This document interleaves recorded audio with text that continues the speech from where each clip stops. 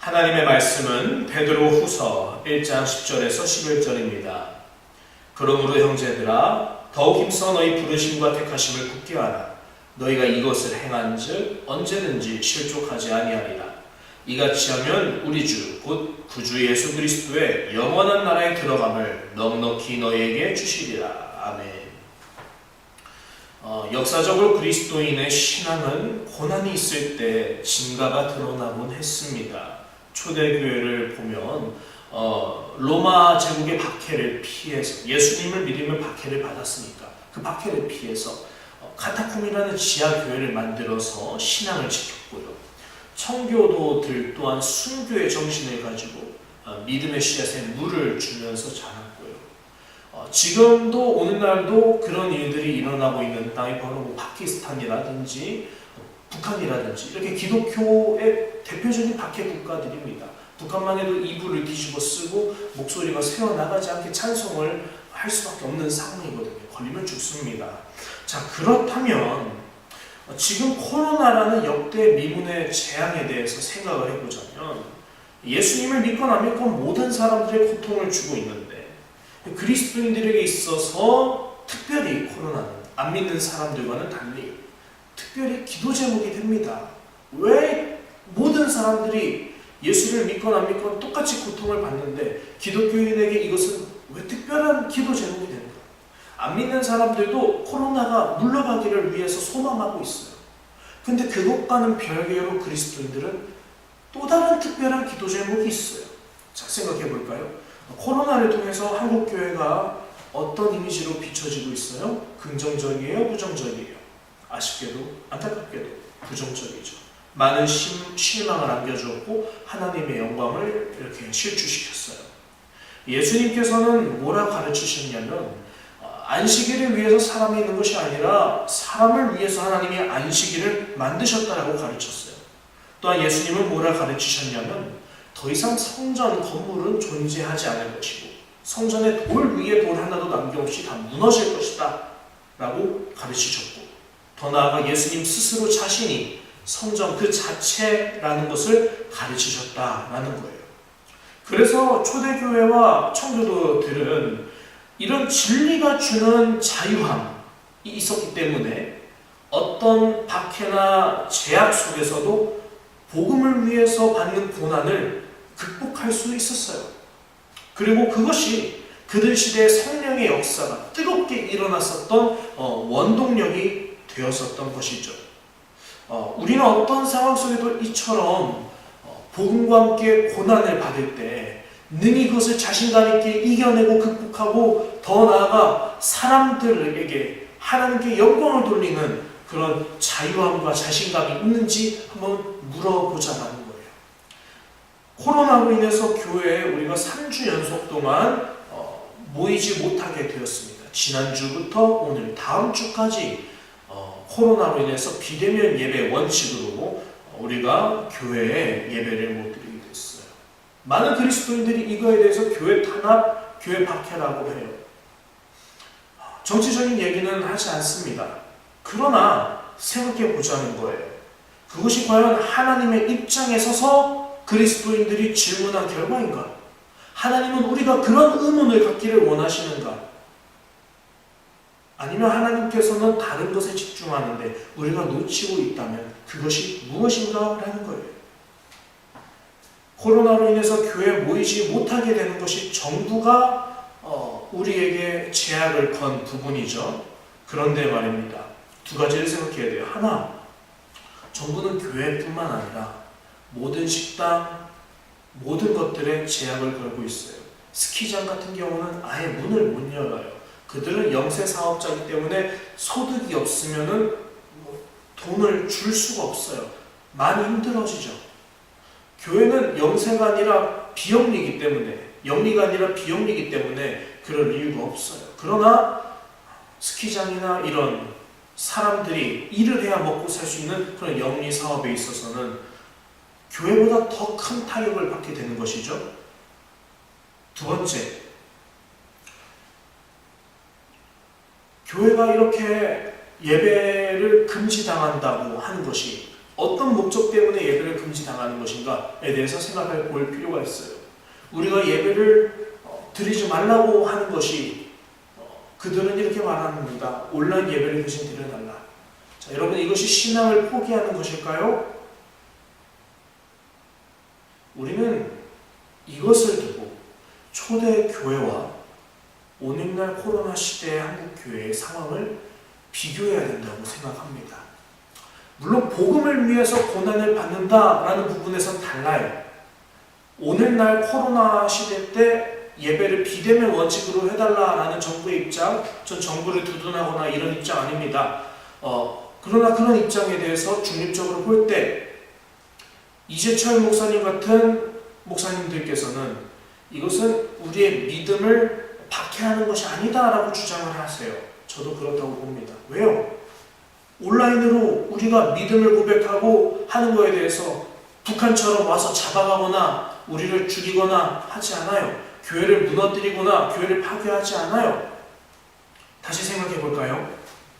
초대교회와 오늘날 한국교회가 당한 이 상황이 복음 때문에 고난받는 부분에 있어서는 다르다고 했어요. 오늘날은 예수를 믿는다고 해서 박해를 받지 않아요. 그런데 옛날 2000년 전에는 예수님을 믿는 것 자체가 죄예요. 같습니까? 다르죠? 달라요.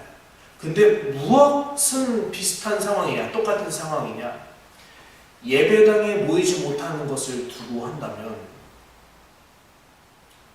2000년 전 당시 초대교회 때는 로마 제국에 의해서 사람들이 예배를 드리는 것이 이렇게 불가한 거죠. 오늘날 2000년이 지난 오늘날 코로나 시대에는 나라 정부의 법에 의해서 우리가 모이고 싶어도 모이지 못하는 형국이 된 것이죠. 무엇이 똑같은 상황이에요? 외부의 원인 때문에 우리가 먼저 스스로 모임을 포기한 게 아니라 외부에서 우리에게 예배를 드리지 못하게 하는 상황이 왔다라는 점에선 똑같은 것이에요. 자, 그렇다면 초대교회 때처럼 오늘날도 이렇게 교제할 수 없는 환경으로 인해서 우리가 제약을 받고 있지요. 3주 동안 다음 주 예배까지 우리는 제약을 받고 있어요. 초대교회처럼. 그런데 우리가 자발적으로 교회 모임을 멈추고 자발적으로 예배를 드리지 않는다고 한다면 그것은 교회를 망치는 누룩이라고 볼 수 있어요. 그런데 초대교회 때나 오늘날이나 마찬가지로 스스로 성도들이 예배를 멈추면 교회를 망치게 하는 누룩이 맞지만 로마 제국이 우리를 예배를 못 드리게 했든지 코로나로 인해서 상황이 예배를 못 드리게 되는 상황이든지 간에 외부로 인해서 우리의 예배가 제약받는 상황은 우리의 믿음을 망치는, 교회를 망치는 누룩이 아니라 반대라는 거예요. 오히려 더 그리스도인의 믿음을 더욱 뜨겁게 만들어주는 하나님의 방법이라는 거예요. 만약에 정말 우리 오산교회에 진리의 말씀이 살아있고 진리가 우리를 자유케 하신다라는 말씀에 의거해서 우리의 영혼을 자유케 하시는 성령님의 역사심이 있다면, 함께 한다면 오산교회가 두려워할 것은 예배를 모이지 못하는 상황이 아니에요. 그런 믿음의 시험을 만나게 되는 것 자체를 두려워하는 것이 우리가 두려워해야 할 바가 아니라는 거예요. 여러분, 시험은 두 가지 종류가 있어요. 한 가지는 우리의 악한 탐심이 스스로 선택하는 시험이에요.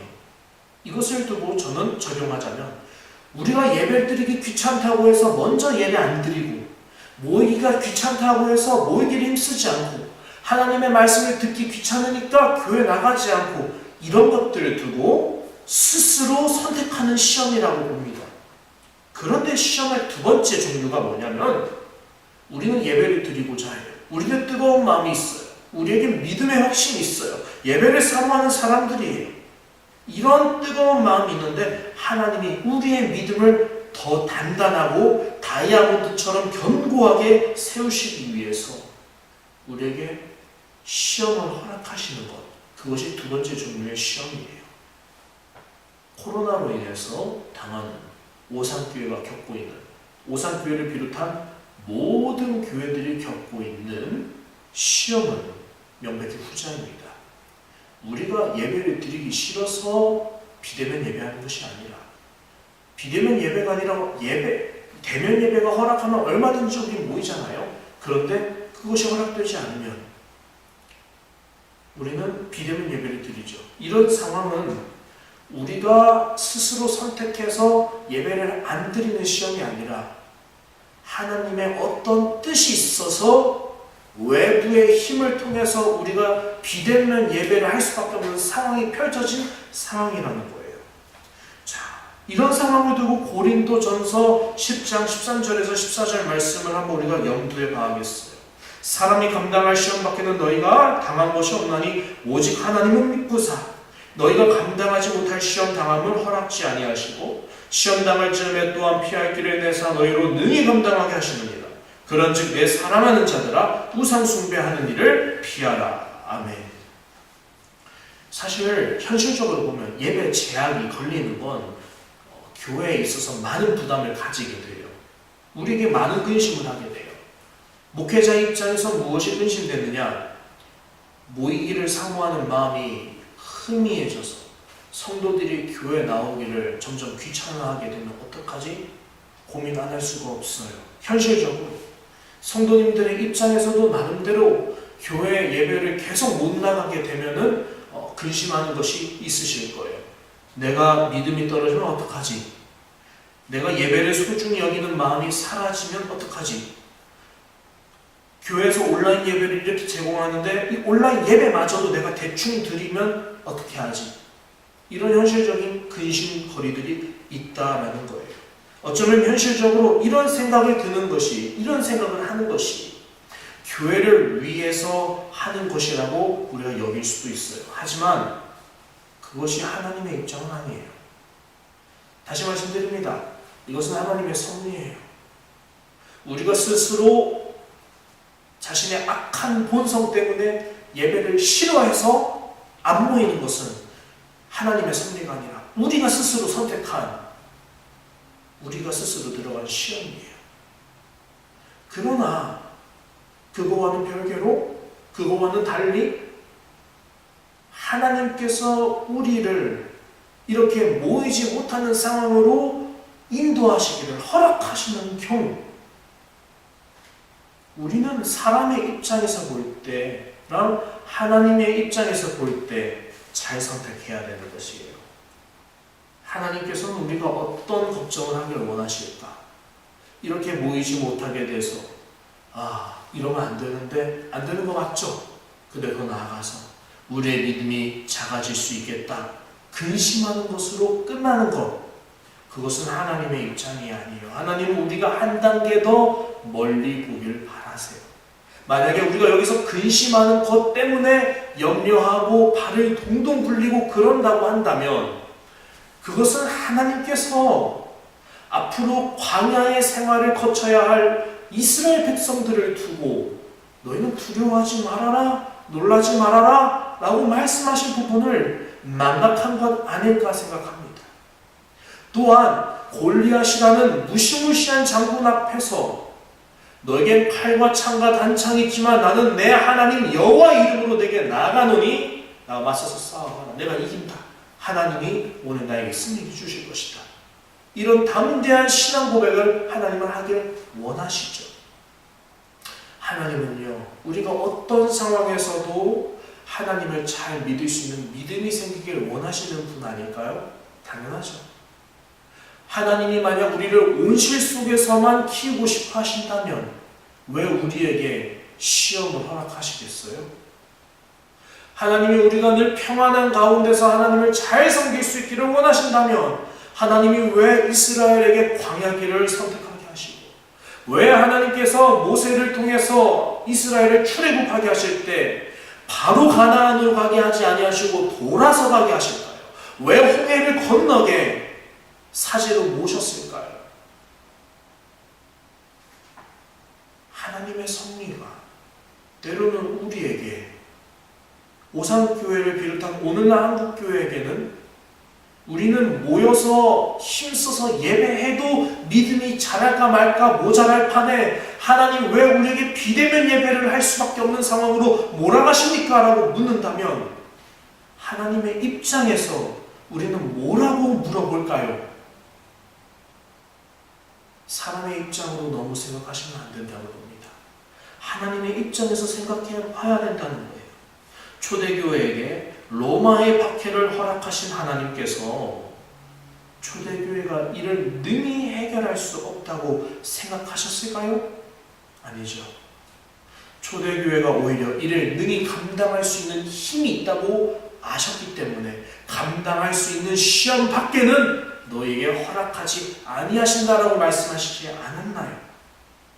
성경 말씀으로부터 하나님의 말씀이 주시는 진정한 자유함, 진리가 너희를 자유케 하리라 라고 하신 이 자유함이 우리에게 정녕 있다면 골리앗 같은, 광야와 같은, 애국과 홍해 바다와 같은 어떤 현실적인 제약들도, 더 나아가 예배를 모이지 못하게 하는 정부의 어떤 제약들도 우리의 믿음을 무릎 꿇게 할 수는 없다는 사실을 돌이켜봐야 하지 않겠습니까? 하나님이 주신 시험이라고 한다면 하나님이 우리가 감당할 수 없다고 생각하시지는 않아요. 감당할 수 있다고 생각하시죠. 그래서 그 시험을 허락하신 겁니다. 우리는 하나님의 입장에서 우리가 당한 시험들과 고난들을 해석하고 그것들을 해결하려고 노력해야 돼요. 그런데 우리가 이런 시험, 예배를 모이지 못하게 되는 이런 시험을 당해서 두려워하고 믿음이 떨어질까 근심하고 초조하고 두려움에 근심한다면 우리는 다윗이 골리앗에게 한 그 대사의 의미를 진정으로 깨닫지 못하고 있다는 것을 반증하는 거예요. 너는 칼과 창과 단창으로 내게 나오지만 나는 내 하나님 여호와의 이름으로 내게 나아간다. 아무것도 없고 쥐뿔도 없는 다윗 어린 소년이 그 거대한 장수 골리앗을 앞에 두고 나에겐 하나님의 이름 하나가 있어, 이걸로 충분해라고 말할 수 있었던 비결은 오늘날 우리 오산교회도 있어야 할, 또 한국교회에도 있어야 할 비결이라는 것입니다. 그러므로 사랑하는 성도 여러분, 우리가 예배당에 모이지 못하면 우리의 믿음은 약해질 것이라고 생각하는 이 작은 틈, 그 시험 가운데서 우리는 어찌 능히 시험을 감당할 수 있겠느냐라고 하시는 주님 말씀에 의심하는 이 작은 틈, 허용해서는 안 됩니다. 오히려 우리는 반대로 생각해야 합니다. 명필은 붓을 가리지 않는다라는 말처럼 우리 오산교회 믿음도 어떤 시련과 어떤 환난과 어떤 상황에 처하든지 간에 모든 것을 능히 이길 수 있다라고 우리는 보고 믿고 나가야 합니다. 두려워할 필요가 없습니다. 그래서 성경은 도리어 우리가 피해야 할 것이 이것이라고 말하죠. 하나님의 섭리 아래 주어진 시험을 피하라고 하지 않아요. 우리가 감당할 수 없는 시험은 주지 않으시기 때문에 우리가 하나님이 허락하신 시험에 대해서 피할 이유가 없다고 말씀합니다. 우리를 피하게 하실 분은 하나님께서 능히 피하게 하실 거기 때문에 우리는 이 시험을 당할 때 그 안에서 하나님의 입장에서 보고 생각하고 그 입장을 준수하면서 순종해야 되겠죠. 우리가 피해야 될 것은 그 시험이 아니라 그 시험을 우리가 통과해야 되는데 통과하지 못하도록 우리의 마음을 해이하게 만드는 우상 숭배하는 일, 그것들을 피해야 한다고 말씀하고 있는 거예요. 자, 베드로후서 1장 10절 오늘 본문은 그래서 이렇게 말하죠. 그러므로 형제들아 더욱 힘써서 너희 부르심과 택하심을 굳게 해야 한다. 너희가 이것을 행한즉 언제든지 실족하지 아니하리라. 아멘. 어려운 환경에서 우리가 믿음과 함께 복음과 함께 고난을 받아야 되는 이런 현실적인 제약을 앞둔 앞에서 우리가 해야 될 것은 우리가 죄에 빠져서 실족하지 아니하도록 우상 숭배를 피해야 된다는 거예요. 하나님이 나를 구원하신 십자가의 은혜를 잊어버리지 아니하도록 우상 숭배를 피하고 나를 부르신 하나님의 은혜, 나를 창세전부터 택하신 하나님의 그 사랑을 더욱더 굳게 해야 된다는 것이에요. 그러려면 우리 오산교회 성도님들이 함께 집중해야 되는 것은 이런 상황일수록 더욱 힘써서 십자가의 은혜 앞에 굳건히 서는 겁니다. 십자가의 은혜가 뭐예요? 나를 부르신 은혜예요. 나를 택하신 은혜예요. 그것을 위해서 나를 부르시고 택하셔서 하나님의 백성 삼으시기 위해서 십자가 은혜 주신 거거든요. 그래서 우리가 십자가 은혜 굳게 서야 돼요. 십자가 외에 아무것도 알지 아니하겠다고 다짐해야 돼요. 그래서 우리는 십자가에 서서 우리를 위해서 달려 돌아가신 예수 그리스도를 향해 바라봐야 돼요. 언제요? 시험을 당했을 때, 예배를 모이지 못하는 상황에 빠졌을 때, 우리가 대면 예배로 정상적인 예배 활동을 해야 되는데 우리는 원하지만, 우리는 사모하지만 현실적인 제약에 어쩔 수 없이 비대면 예배를 할 수밖에 없는 이런 제약적인 환경에 있을 때 우리는 더욱더 뜨겁게 기도해야 되고 나를 구원하신 십자가를 더욱더 뜨겁게 붙잡아야 되는 거예요. 그러지 아니하면 이 시험을 감당하기 위해서 우리는 이겨나가야 되는데 이 시험을 우리가 감당하지 못하게 하는 우상 숭배들을 우리는 이길 수 없기 때문이에요. 우리가 이런 시험을 만났을 때 선택지는 두 가지입니다. 결과는 두 가지입니다. 하나, 이 시험을 능히 이기고 하나님이 준비하신 생명의 멸류관을 얻는다. 둘, 우상 숭배에 걸려 넘어져서 시험을 이기지 못한다. 둘 중 하나밖에 없는 거예요. 그렇기 때문에 하나님이 예비하신 시험은 우리가 진정 하나님을 믿는 믿음이 있는지 없는지를 관찰하고 확인하시는 과정이라는 거예요. 그게 시험이라는 거예요. 하나님이 우리를 지켜보신다는 거죠. 너의 믿음이 진짜인지 가짜인지 내가 확인하고 싶다.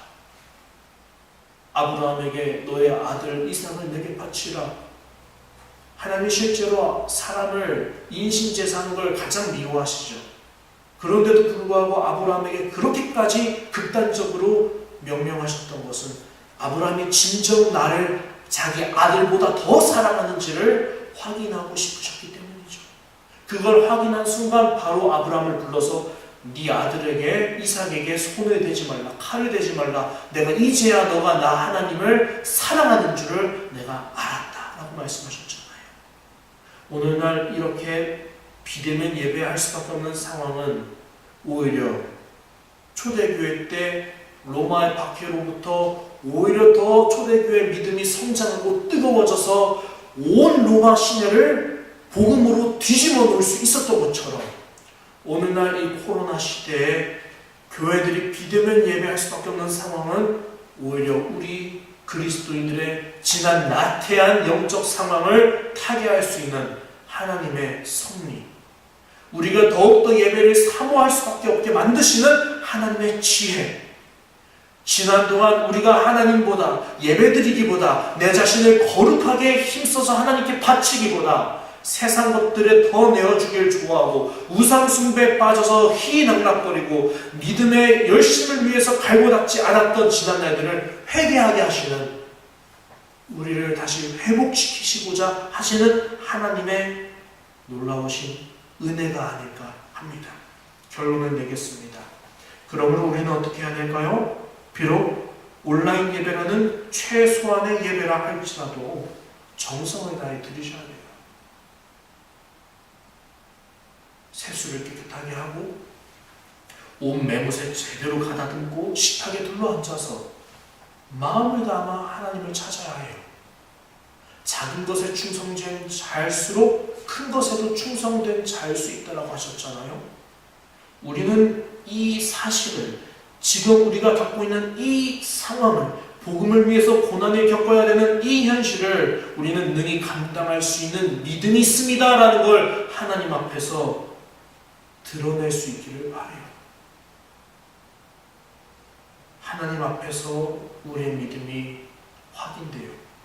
우리 오산교회가 이 3주간의 비대면 예배를 마친 후에 대면 예배로 전환해서 다시 모일 때 천사와 같은 얼굴로 하나님을 힘껏 소리 높여 찬양할 수 있는 믿음의 교회가 되길 원합니다. 기도하겠습니다. 사랑하는 주님 감사합니다. 우리가 힘써 여호와를 알자, 힘써 여호와를 알자, 이 말씀을 최선을 다해서 지키고 싶습니다. 비록 온라인 예배라는 정상적이지 못한 예배를 드리게 되어 마음이 너무나도 아프고 성도가 서로 만나 예수님의 사랑을 함께 나누고자 했지만 그러지 못함에 죄스럽고 무력감을 느끼기도 합니다. 근심될 것들이 너무 많고 두렵고 떨립니다. 더 나아가 우리의 믿음이 줄어들고 오산교회 하나님의 성령의 역사하심이 줄어들까 근심까지 하게 됩니다. 하지만 오히려 전화위복으로 삼고 위기를 기회로 삼아 더욱더 뜨겁게 하나님을 사모하기를 바라는 우리 오산교회의 모든 지체가 될 수 있도록 하나님 성령의 은사를 우리에게 부어주옵소서. 감사드리며 예수님 이름으로 기도합니다. 아멘. 이제는 우리에게 능력이 되시는 십자가의 구주 예수 그리스도의 은혜와 우리에게 이 시험을 능히 감당할 수 있기 때문에 부어주시고 그 가운데서 그것을 행할 수 있도록 모든 것을 예비하시고 다스리시는 섭리 하나님 아버지의 그 크신 사랑과 우리로 하여금 이 고난을, 이 시험을 능히 감당할 수 있는 힘을 주시는 성령님의 교통하심이 사랑하는 우리 오산교회 모든 성도들의 머리와 그들의 가정과 그들의 일터 위에 지금으로부터 영원까지 함께 있을지어다. 아멘.